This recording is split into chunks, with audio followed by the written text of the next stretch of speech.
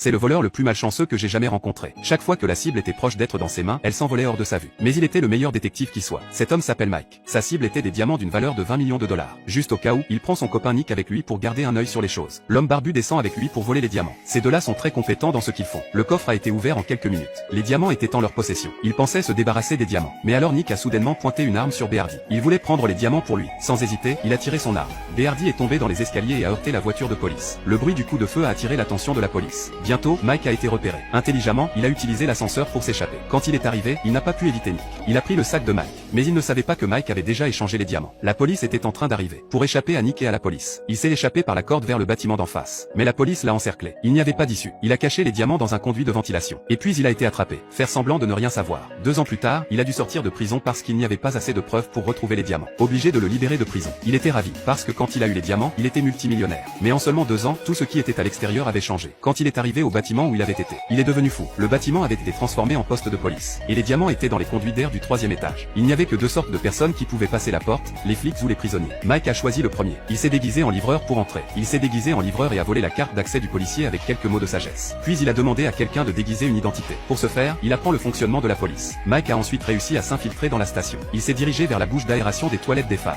Il était sur le point d'entrer et de chercher les diamants. Soudain, l'un des détenus a battu un policier et s'est échappé dans les toilettes pour dames. Mike l'écarte d'un coup de pied. Il s'est ensuite présenté comme le nouveau. Le chef l'a cru. On lui a donné un partenaire. Un cambriolage a lieu juste après qu'il ait pris le pouvoir. Mike a paniqué et a suivi White jusqu'à la voiture. En chemin, White a vu que Mike n'était pas du tout correct. Il ne comprenait pas pourquoi ses supérieurs avaient envoyé un tel homme en bas. Quand il est arrivé sur la scène du crime, le propriétaire a dit que toutes les roues de son magasin avaient été volées. En tant que voleur vétéran, il a tout de suite vu que le propriétaire mentait. Et il pouvait voir que le crime avait été commis. C'était clairement un faux rapport pour obtenir l'argent de l'assurance. Et c'est ce qui s'est passé. Mike a ouvert son camion et a trouvé les fournitures manquantes. White était abasourdi. Je n'ai pas appris ça à l'école de police. Je n'ai pas appris ce genre de choses à l'académie. Sur le chemin du retour, Mike ne pouvait pas supporter la vitesse lente de la voiture de White. Alors il lui a dit d'apprendre à conduire. Et ensuite il conduit comme un fou. C'était comme être poursuivi par une armée de voitures de police. C'est comme être poursuivi par une armée de voitures de police. Quand il est revenu de l'affaire, j'étais tellement excité à l'idée d'avoir mes diamants. Mais malheureusement, il y a eu un vol dans le supermarché sur le chemin. Mike s'est caché pour manger. Après tout, il n'était pas flic et ne voulait pas être impliqué. Le gérant du magasin a alors pris son arme et a commencé à se battre contre les voleurs. White se joint à eux et crie à Mike de l'aider. Il n'y avait pas d'autre choix que de se battre contre lui. Il a pointé son arme vers les voleurs et a dit « Ne bougez pas ». Put your hands on the pavement. Put your hands on the pavement. There is no pavement. Well then put them on the news. Oh, let's go. Hold on. Miles? Johnny? Je ne savais pas. Le voleur était un collègue voleur à l'étalage. Mike lui a dit de se glisser par l'arrière. Mais l'arrière était une impasse. L'homme était encerclé et le sniper était prêt à tirer. Mike dit que je vais le faire. Il s'avance, les mains vides. Les flics pensent qu'il négocie avec les voleurs. Mais voici ce qui s'est passé. Hold on. Listen, man. Like, what you doing? But I'm desperate. Because I need some money too. And why the frick are we whispering? Own it for me. I'm thinking like 50, man. Okay, but give me that gun. No! Don't just hand it to me. Now this is gonna hurt a little bit. Huh? I say this is gonna hurt a little bit. Oh! Oh! Oh! Jesus. That's incredible. Cela m'a presque fait rire. En fin de compte, Mike a fait un excellent travail d'acteur et l'a arrêté. Les flics étaient si impressionnés par sa performance qu'ils n'arrêtaient pas de parler de lui. Il est devenu l'agent vedette du département. Son superviseur lui a même donné une promotion. Mike s'est dit, pourquoi est-ce si difficile d'obtenir un diamant? Il s'est finalement approché du conduit d'air. Mais le diamant était absent. On a découvert plus tard que la conduite d'eau chaude avait explosé. Les diamants ont été emportés par l'eau. Il a continué sa recherche avec sa voiture jouet VR. En conduisant, il est entré dans une salle de conférence. Tout le monde était au milieu d'une réunion. Embarrassé, il a dû improviser. Mais il s'est retrouvé avec un tas de bêtises.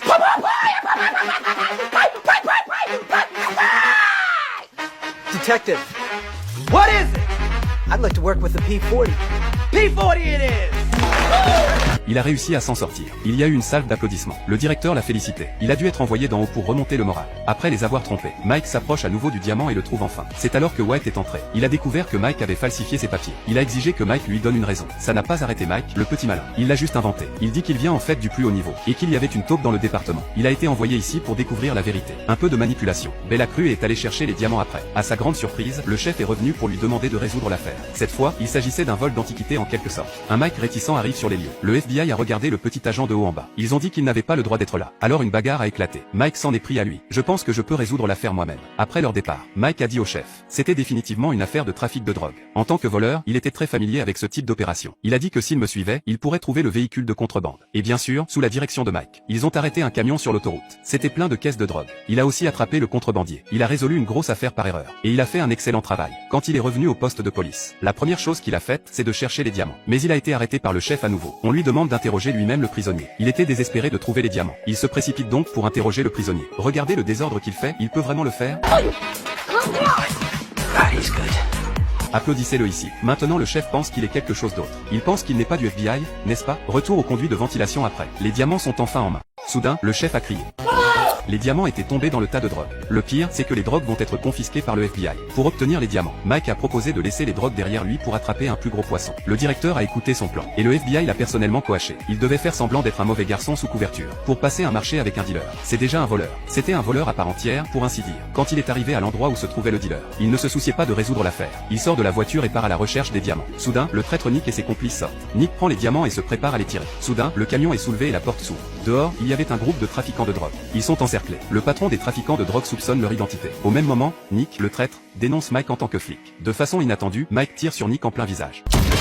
Le patron du concessionnaire ne les croit toujours pas. Il était prêt à les tuer. À ce moment-là, la police est sortie. Une bagarre éclate entre eux. Comme Mike était sur le point d'attraper les diamants, l'arme du dealer était pointée sur Ben. Il a abandonné les diamants pour sauver les blancs. Le traître Nick monte dans son camion et s'échappe. Mike a sauté dans le camion. La voiture de police derrière lui est en pleine poursuite. La frontière mexicaine est juste au coin de la rue. La police avait mis en place un barrage routier et était sur le point de le percuter. Mike a dû sauter. Mais à la fin, Nick ne pouvait pas être arrêté. Il a traversé la frontière en voiture. Les flics n'avaient pas le droit d'aller là-bas et de l'arrêter. Le FBI a dû soupirer et le regarder sans tirer. Mais Mike leur a dit que tu es trop faible. Regarde ce que j'ai fait. Et avant qu'il puisse dire autre chose, il a conduit directement après Nick. Il a déclenché une bombe de fumée. Et puis il a fait une dérive parfaite et a arrêté Nick. Ils sont sortis de la voiture et ont eu une confrontation. C'est une vue familière. Mike recommence à négocier. La police à l'extérieur de la frontière regarde nerveusement. Mike dit à Nick que si tu me donnes les diamants maintenant, je te donnerai la moitié de l'argent et je réduirai ta criminalité. Nick, qui avait apparemment promis à Mike, il sort soudainement une arme de son dos et la pointe sur Mike. Mike se retourne et lui tire dessus en plein visage. Nick tombe au sol. Puis il est parti en beauté. Quand il est revenu, le chef a commencé à se méfier de lui. Demandez pourquoi vous traversez la frontière. Et Mike dit qu'il est un agent transfrontalier. Il a aussi dit, en langage vernaculaire, que je suis originaire du Mexique. Bien sûr, ce n'est pas une coïncidence. White savait vraiment qui il était. Il parle même mal le mexicain. À présent, Mike se tenait déjà à l'extérieur du pays. Il n'avait pas le droit d'arrêter Mike. White a choisi de laisser partir Mike, parce qu'il avait sauvé sa vie. Il lui avait aussi appris beaucoup de choses. Les deux hommes se considéraient en fait comme des amis. Après avoir dit au revoir, Mike a pris les 20 millions de dollars en diamants. Il est parti au Mexique en beauté. Il était sur le point de s'embarquer dans un nouveau voyage. C'est suffisant pour qu'il continue à vivre pour le reste de sa vie.